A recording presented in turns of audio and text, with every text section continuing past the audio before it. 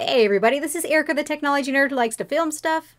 Yay, new Switch to unbox in the studio today. I love unboxing new Switches, and this one is iterative. It is new. You see we've got a new red box here. I'm sure a lot of you have heard about this online.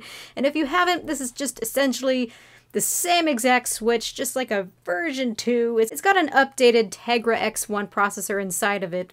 So it's just a more efficient revision of the Tegra X1, and Nintendo is only using this for the sake of increasing battery life, absolutely nothing else. So we're going from 2.5 to 6.5 hours to 4.5 to 9 hours, and that is quite an increase and enough to pique my interest because I use this mostly in handheld mode. And I absolutely love carrying around my Anker batteries, but they do add a lot of weight on my back, and I would love to just have my Switch last me just a couple of hours longer. That would make all the difference. That's what this is. Not a pro version, just more power efficient, and as a result, has better battery life. Battery is the same size. If you're at all curious, this is the letter that Nintendo sent to the FTC about the changes. So they say change of SoC type and change of NAND memory type, so the flash storage. They also say CPU board has changed due to the above two components. Now I got this one from Fred Meyer. From what I can understand, as soon as I open this, I can't return it. Well, I can exchange it, but not return it. That's okay with me. I'm really curious to see what my screen color temperature is going to look like. We're hearing that, oh, there's a new screen, it's brighter and all these things, but ever since the beginning, I've been seeing variations in the panels. And that's just due to different panel manufacturers, honestly. We've had a couple of different panel manufacturers from the beginning. We've had Japan Display, AUO, and also Innolux, which we're seeing a lot of lately. So here are the Joy-Con. So let's take a little bit of a closer look. Launch controller, brand new controller, and of course, I took them apart because I had to. I want to say, as far as I know, there are two manufacturers for the Switch. There is Hosiden and also Foxconn. So any of the differences that we do see could be manufacturing differences, factory differences, maybe even revisions over time, not meant to be anything special or new. So with that said, I am noticing that there's an ever so slight difference in the finish that we have on the outside here.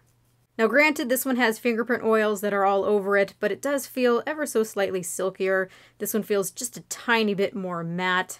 And I think that this is down to the paint finish, because if you didn't know, these are painted. Here are the insides of the red ones here, old one, new one. They've got the same feeling plastic, and I can see that they're both still painted with their neon finish on the outside, with a little bit different color plastic on the inside. If you look at the SRLR buttons here, this is the color the plastic really is, and the rest is a paint finish, which does and can scratch and chip. So ever so slightly different, not even worth mentioning. And for all I know, this difference could have happened several months ago and not just now. So how about with internal changes? Well, with the right Joy-Con, I haven't seen anything different. This is the board from the brand new one. Only thing I've noticed is varying levels of clickiness with these buttons on the button pad. I discount that down to variation, but what I have seen is a difference with the left Joy-Con, and that seems to be just with the antenna placement. Nintendo has been messing around with the antennas since launch. If you guys remember, there was some Bluetooth connectivity issues. I don't have them anymore, but I certainly did with this launch unit. And what we can see between both of these is that here's the antenna, and then a little bit after launch they released a revision, and now it has these little foam pads right here and also here. And my thought is they thought that the interference was coming from this flex cable that was hovering above it, and also from this flex cable right here. And this design prevailed all the way up until July of this year, 2019. And this is where I'm starting to see a difference. This is before the new Nintendo Switch came out, so this difference was not just for the new Nintendo Switch. So they revised the placement of the antenna to being down here. It's no longer having to be interfered with at the top. And of course, that new change stuck for the new Nintendo Switch release. Whatever other differences I'm seeing probably has to do with facilitating the change to the board. Feel free to comment on this. As far as Joy-Con drift, interesting thing is I haven't experienced this problem with any of my Joy-Con.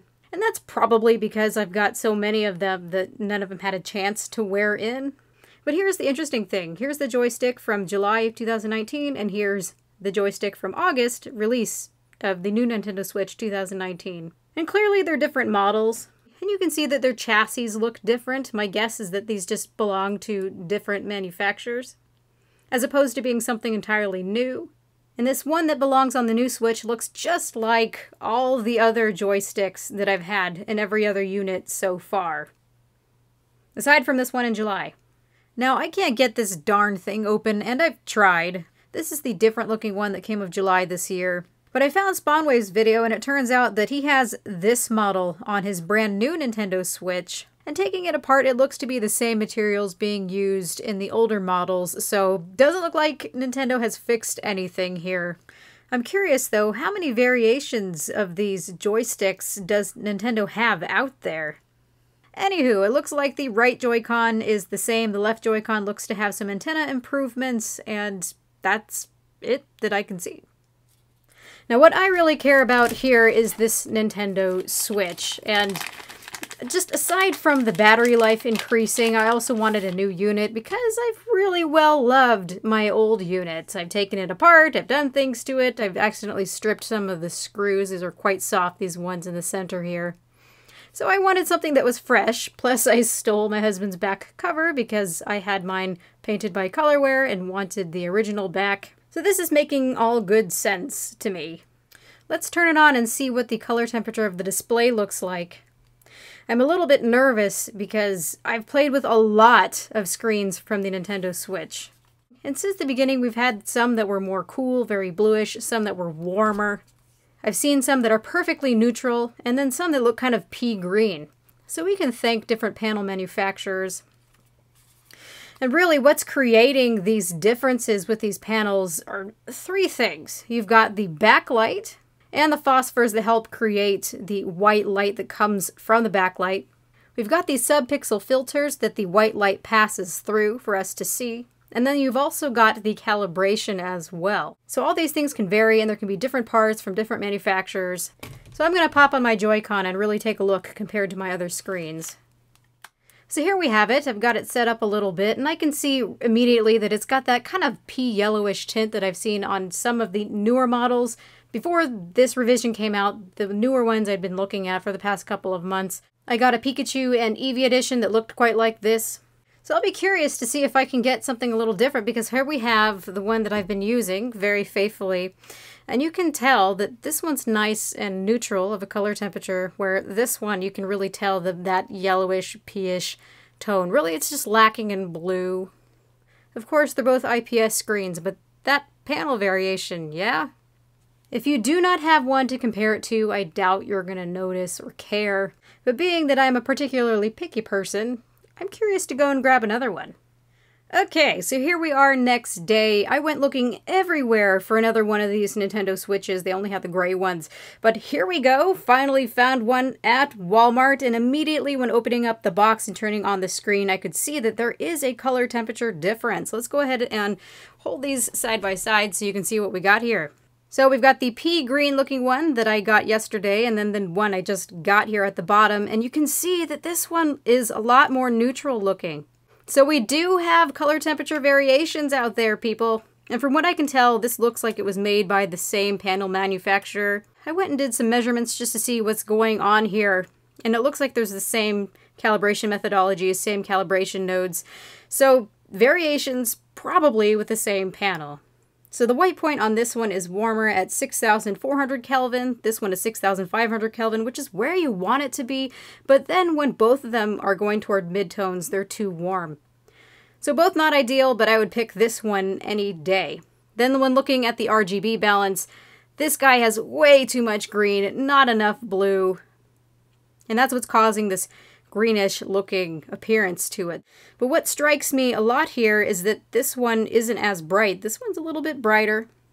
Interestingly, the launch day Switch that I had was the brightest at 365 nits versus this pea green one, which is like 308 nits, and the nicer one, which is like 350 nits. So I'm not going to say, oh my goodness, the newer ones are any brighter. I'm just looking at variations here.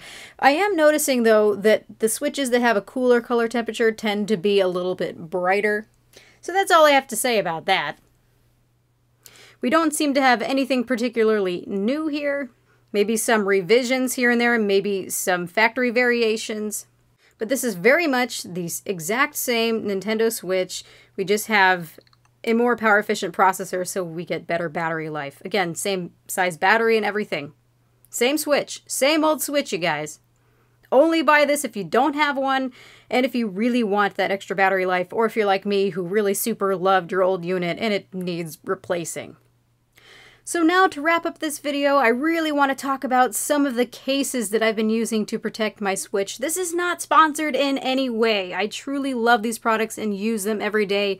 I found them recently. They're called Waterfield Designs. They are in San Francisco. They make all their products in San Francisco, right in their workshop. They use quality materials like wax canvas that you can see right here, leather, and ballistic nylon. I absolutely love these. And here's my little Korok charm that I found on Etsy. So this is the pouch for Switch. This is my very minimalistic case.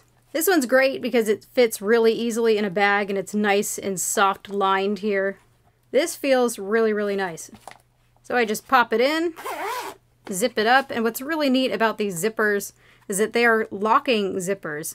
Now if you pull it closed and push the zipper down, that zipper is locked. It's not going anywhere. So it's got that main compartment, then we've also got a compartment right here, and I love that they have these gold lines so you can see easily into your bags. They don't just make cases for the Switch, they make backpacks, and I've got their Bolt backpack, love it. So here we have these little slots. This is for the games. You could put a cord here, and I've also got some screen cleaners. So nice and thin, non-juvenile looking. I absolutely love this. And then if I need to carry more stuff, I've got the Switch Pack. This is also by Waterfield Designs. And you guys, this is the best case that I've been able to find on the entire market. It's really nice looking, does not look juvenile at all. It's very sturdy, made out of extremely quality materials. You can see that we've got this full grain oil tan leather here on the flap and also on the bottom. Then we've also got this ballistic nylon and these waterproof zippers. This pocket here is held by magnets to keep it shut. I've got my 3DS that's inside of it. You can keep a Hori play stand, that's what it was made for, but my 3DS fits perfectly in there, so I can carry it along with my Switch. It comes with a strap so you can carry it with you, or you can hold it by the handle, also covered in leather. Go ahead and open these. And on the inside, you can see the Switch is nice and protected in its own little pouch. It's got a microfiber area right here that touches the screen and keeps it clean and free of scratches. Also, there's a little pocket. You could put something thin in there. It's got a center area where I decide to keep a battery pack. Then you've also got two pockets right here. I have an extra set of Joy-Con with the Joy-Con straps, and I fit my cables and adapters in this pocket, including one for my 3DS so I can charge that. Close it on up. Then on the outside right here, we've got one of these locking zippers where you can keep your games and whatever else, like headphones. So this guy is really, really nice. And if you really wanted something that's between those two, that's not bulky and can carry a pretty good bit of stuff, this is the City Slicker. So we've got the full grain leather flap here, made of ballistic nylon. You've got 5 slots to put your games. The Switch sits in here nice and snug. You've got the microfiber that sits against the screen. Pocket here, and what's really cool about the back is we've got the locking zipper, and it fits the Anker 20,100 milliamp hour battery inside it perfectly. So you can take all of that on the go, still pretty nice and relatively thin. Keeps the Switch nice and protected while not looking juvenile. So just really had to show these all to you guys. They make some pretty phenomenal, fantastic stuff, and I love them to pieces. I know now anytime I need new luggage or a new backpack or something, they are who I'm going to go to. So thank you for watching this video about the Switch. Please leave your thoughts and your comments in the comment section below. This has been Erica, the technology nerd who likes to film stuff. Please rate, comment, and subscribe. Let me know what your screen looks like when you get it and how many times you went and exchanged it to get something that you really like. So let me know. Have a good day, you guys. Bye!